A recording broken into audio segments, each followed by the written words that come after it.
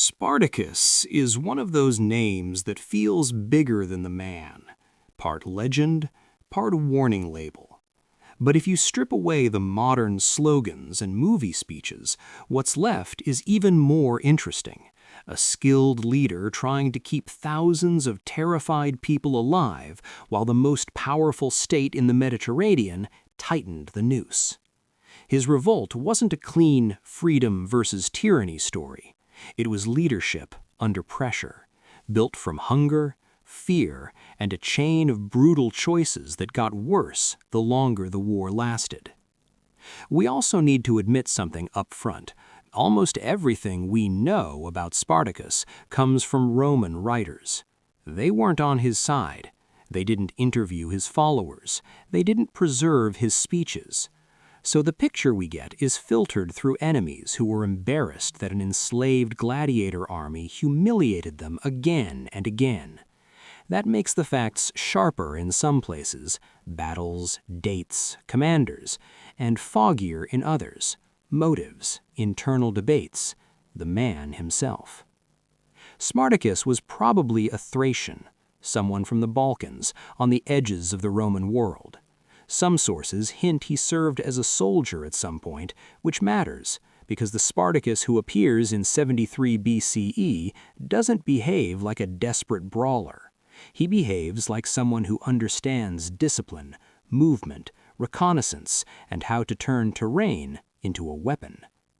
At some stage, he ended up enslaved and sold into a gladiator school near Capua, an industry that mixed entertainment, brutality, and tight security. Gladiators trained with weapons, but they were also prisoners watched by guards. Escaping wasn't just risky, it was supposed to be impossible. And yet, Spartacus and a small group did it. The escape is often told with almost cinematic simplicity. They broke out with kitchen tools, seized real weapons, and fled. Whether every detail is accurate or not, what matters is the result.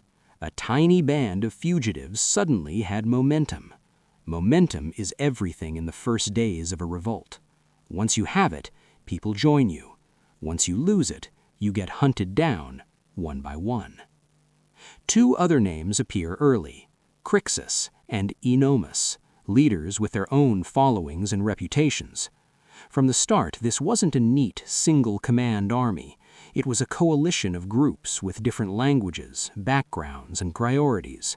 Spartacus had to lead people who didn't share a uniform, a homeland, or even a single reason for fighting. That kind of leadership is harder than battlefield tactics. The early revolt spread because fear spread, on both sides. For enslaved people, fear was daily life. Punishment, sale, separation from family, sexual violence, execution. Joining Spartacus was terrifying, but staying was also terrifying. The revolt offered a different kind of fear, risk and hunger, but also the first taste of agency. When a band of runaways defeats Roman patrols and starts taking supplies, the message travels faster than any official decree. Rome can bleed. For Roman landowners, the fear was existential. Italy was packed with enslaved labor on farms, in workshops, in households. A successful slave war didn't just threaten property, it threatened the social order and the prestige system that kept elites in power.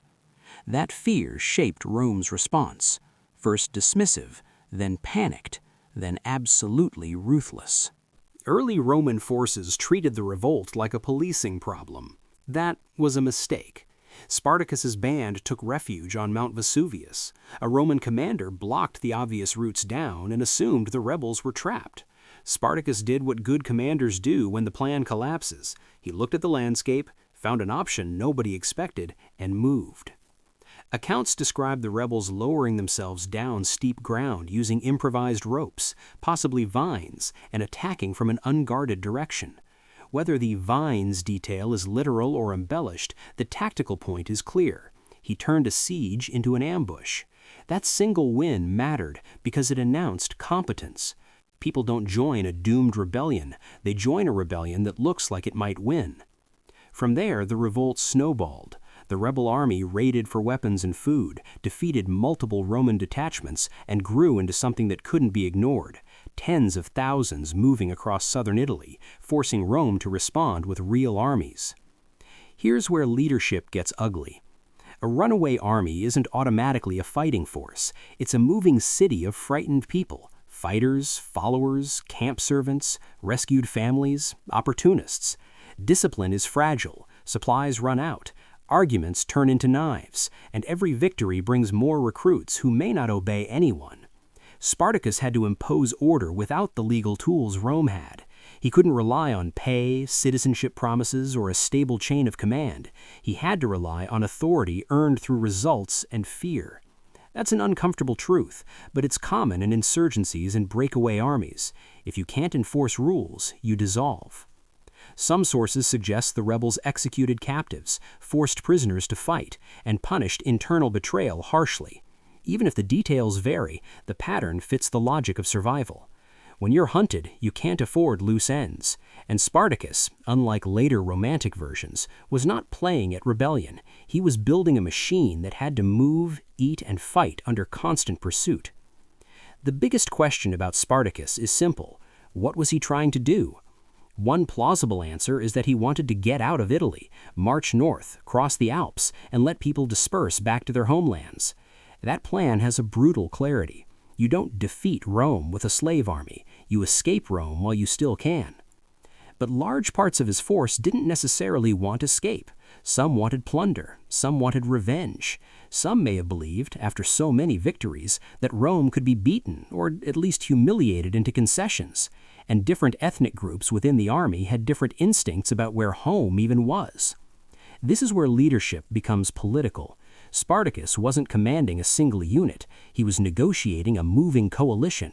When sources mention splits, like the group led by Crassus separating and later being crushed, that's not just a tactical footnote. It's the revolt's central vulnerability: unity under pressure. If Spartacus did argue for the Alps and was overruled by momentum and desire, that's not a failure of courage. It's a classic leadership trap. Your success creates a crowd that demands bigger victories, and suddenly the original survivable objective looks small and unsatisfying. Eventually, Rome handed command to Marcus Licinius Crassus, a man with money, ambition, and a reputation for doing what others wouldn't. He brought discipline back to Roman forces, and he did it with fear. Crassus reportedly revived decimation, an ancient punishment where units that fled or failed could be forced to kill 1 in 10 of their own men. Whether every detail is accurate, the message is consistent. Crassus understood that armies run on morale, and morale can be rebuilt through terror when pride and patriotism aren't enough. Against Spartacus, Crassus built fortifications, tried to pen the rebels in, and forced them into harder choices. The rebels, in turn, tried desperate solutions: negotiations, movements toward the coast, and attempts to secure ships. There are stories of deals with pirates that fell apart. Again, details are debated, but the strategic reality is clear. Spartacus needed an exit, and exits were closing. As the war tightened, Spartacus faced the leadership nightmare, choosing between terrible outcomes. Stay in the south and be starved out, move north and risk being caught in open battle, split up and lose cohesion, try for Sicily and stake everything on unreliable allies. Whatever his exact sequence of decisions, the final phase shows a commander trying to keep a collapsing coalition together. At one point, Spartacus is said to have killed his own horse before battle.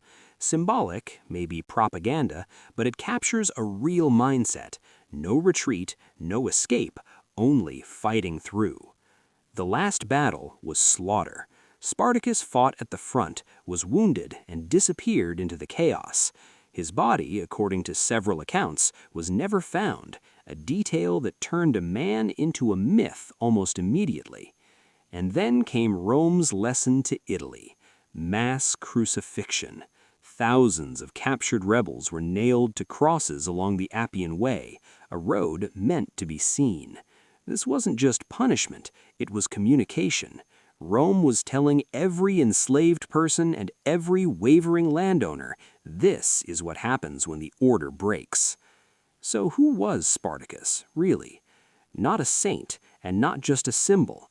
He was a leader forged in captivity who learned to command people who had every reason to panic and every reason to turn on each other.